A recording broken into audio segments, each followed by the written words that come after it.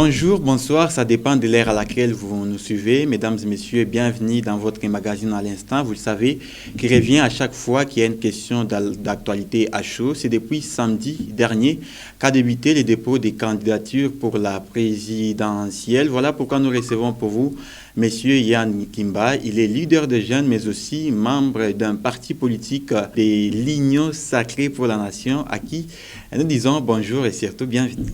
Bonjour M. Farey, merci beaucoup. Je salue nos compatriotes qui nous suivent de partout dans le monde. Merci beaucoup pour l'honneur. Voilà, c'est depuis le samedi dernier qu'a débuté le dépôt des candidatures pour la présidentielle prévue en décembre prochain. Quelle lecture faites-vous, M. Yann Kimba, par rapport à cette démarche? Justement, d'ailleurs, je tiens énormément à féliciter M. Kadima et toute son équipe. Vous savez, au début de son entrée à cette grande institution d'appui à la démocratie, la CENI, bon nombre de gens ne lui accordaient pas le crédit. Okay. Et certains l'avaient traité même d'incapable d'organiser les élections. Justement, ignorant son expertise concernant l'organisation des élections. Mais voilà, M. Kadima aujourd'hui vient de faire l'unanimité. Il a prouvé qu'il était largement à la hauteur de cette énorme tâche. Et aujourd'hui, il nous a fait entrer dans une phase très très cruciale, décisive, qui maintenant doit voir les prétendants candidats à la présidence s'acquitter de leurs devoirs pour que d'ici 20 décembre, nous allions à ces élections qui s'annoncent déjà fatidiques pour les uns. Donc je crois que c'est une bonne initiative et je crois que ça mérite de part et d'autre, c'est-à-dire de l'Union sacrée, de l'opposition, de la société civile, nos encouragements pour les comptes de M. Kadima.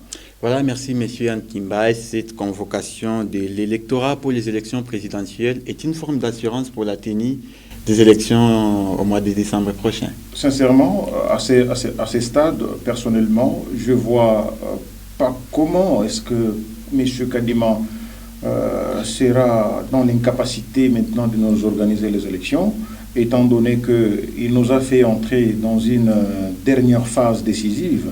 Et peut-être, comme lui-même l'a dit, que la CENI était largement prête sur le plan technique. Et maintenant, c'est au gouvernement maintenant de financer le reste d'argent pour que M. Kadima puisse être en possession des kits électoraux et de toutes les machines pour que probablement d'ici 20 décembre qu'il y ait organisation des élections. Donc personnellement, concernant la CENI, je ne la vois pas comment, si pas le problème de moyens financiers, être incapable de nous organiser les élections. Et que dites-vous de ceux qui en doutent encore de la tenue des élections en République démocratique du Congo, notamment Martin Fayoulou et Corneille Nangaa, qui est l'ancien patron de la centrale électorale? Pour moi, je crois que c'est absurde de donner le crédit à ceux qui ont accepté de se retirer, parce que douter et se retirer des élections, je pense que c'est des choses différentes. M. Fayoulou a tout simplement compris que ceux qui ont fait de lui ce qu'il était en 2018 ont trouvé chacun sa propre voie et que M. Fayoulou était obligé de mener cavalier seul et de faire son chemin. Étant donné qu'il n'était mais plus Martin Fayoulou, malgré ce n'est pas la question du jour, c'est une figure emblématique de l'opposition. Mais justement, nous connaissons ceux qui ont fait de M. Fayoulou une figure emblématique. Vous mais ne pouvez pas le nier. Que dites-vous par rapport à sa position de ne pas aller aux élections de Moi, je décembre pense prochain? que je ne vois pas Martin Fayoulou faire de Moïse Katumbi une figure emblématique, mais le contraire était possible en 2018. Donc, je pense que M. Fayoulou n'est plus en harmonie avec le peuple congolais. Sa politique est largement dépassée. Pourquoi n'est-il plus en harmonie avec le peuple congolais? Sa politique contestatoire, parce qu'aujourd'hui, M. Fayoulou ne s'est plus mobilisé.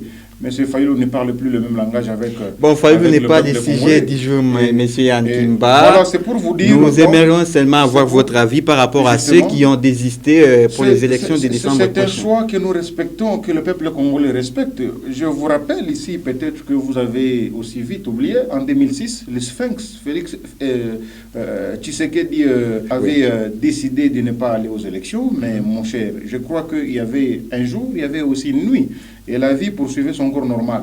Donc c'était une décision personnelle de M. Fayoulou. Il estime qu'il ne peut pas aller au bout de ces processus électoraux. Conséquence, c'est qu'il s'est berné dans la victimisation, la contestation du fichier électoral. Vous vous rappellerez même en 2018, c'est lui qui était monté au créneau. Est-ce qu'on ne peut pas les accorder les bénéfices des doutes, M. Anne Kimba, ceux qui ne sont pas d'accord avec Denis Kadima et ils contestent d'aller aux élections? Avec cette petite frange de l'opposition, même si c'est Jésus-Christ qui était... C'est cette même petite frange de l'opposition qui ferait peur à l'Union sacrée? Je ne crois pas, M. Farey. Ça serait tout simplement leur accorder le crédit que le peuple les a privés. Je pense sincèrement que le peuple les a privés. Même Jésus-Christ, s'il était mais comment vous pouvez en juger ainsi précocement alors qu'elles ne sont pas encore allées aux élections? Toujours. M. Fayoulou contesterait. Même si c'est Jésus qui organiserait les élections. Mais parce que nous avons une petite opposition de mauvaise foi qui n'a pas besoin de manifester aucunement la bonne volonté d'aller à ces élections. Mais cette même petite opposition ferait peur à l'Union sacrée de la nation. Non, mais comment une opposition peut Parce que l'opposition s'est dit être muselée avant les élections. Non, c'est inadmissible et incompréhensible. Comment est-ce que cette petite opposition peut nous faire peur? Une opposition quand même, M. Anne Kimba. Une opposition. Non, parce que il y a une frange de l'opposition. Ouais. Si vous voulez que je le dise ainsi, il y a une frange de l'opposition. Là, je suis d'accord avec vous. Qui a accepté de ne pas participer ou qui a refusé catégoriquement d'aller au bout de ce processus. Mais je ne vois pas comment quelqu'un qui ne prend pas part au processus puisse nous faire peur. Par quel mécanisme? J'accepterai pour ceux qui vont aux élections.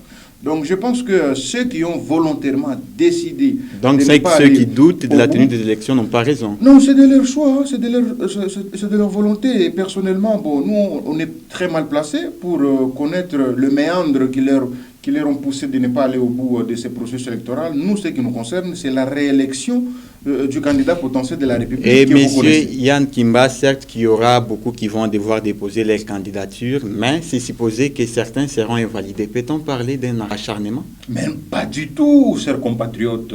C'est absurde, ce sont des affabulations inutiles, des accusations gratuites, cher ami. Vous savez, même les tests de concours d'admission dans une école ou à l'université, il y a toujours des critères, cher ami. Vous voyez, on nous dit aujourd'hui que pour ne pas passer à un concours d'admission, il faut au moins avoir plus de 60%. Okay. C'est l'un des critères. Mais même concernant l'organisation de la CENI, puisqu'il y a la loi qui régit l'organisation des élections. Opposants qui sont donc, ciblés. Je pense, non, au préalable, pour dire qu'il y a de l'acharnement, il faut que ces derniers puissent remplir d'abord les critères établis par le règlement concernant l'organisation des élections. Et en 2018, quand vous étiez à l'opposition, vous aviez dit que faute des bilans, Joseph Kabila ne savait pas se représenter aux élections présidentielles. Est-ce que les candidats de l'Union sacrée ont un bilan à défendre pour les élections de 2023, à une minute seulement? Non, attention, je vous rafraîchis la mémoire rapidement. En 2018, M. Kabila avait déjà épuisé les deux mandats, ce qui n'avait pas constitutionnellement le droit de se représenter encore. Okay. Chose qui est contraire actuellement au regard du bilan largement positif du président de la République candidat potentiel. Je crois que même la Constitution lui accorde cette immense opportunité de se représenter et de renouveler son mandat démocratiquement. Voilà, à l'instant, vous dis merci d'avoir répondu à notre invitation. C'est un plaisir.